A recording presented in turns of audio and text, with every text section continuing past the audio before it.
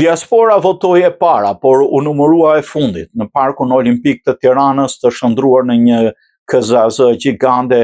Qarku Elbasani ishte ai që përmbylli sagën e leximit të votës nga jashtë. Socialistët theksuan fitoren fal diasporës, pasi shifrat tregojnë se në çdo 3 emigrant 2 votuan për Partinë Socialiste, por demokratët nuk kanë humbur shpresat e po bëhen gati për betejën e gjatë ligjore me qëllim rrëzimin e rezultatit.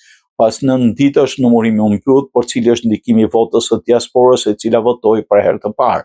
Emigrantët ishin përcaktues vetëm në mandatin e 9 të socialistëve në qarkun e Vlorës, ndërsa peshën më të madhe kishin në garën brenda llojit të kandidatëve për UC në kuvend. Në Vlorë, Vasil Laja doli të siguronte mandatin fat votave të diasporës, duke ndërprer ëndën për të bërë deputet Klevis Klasu. Surprizë diaspora prodhoi në qarkun e Lezhës, ku Admir Kadeli spostoi për një grush votash Marieta Neli.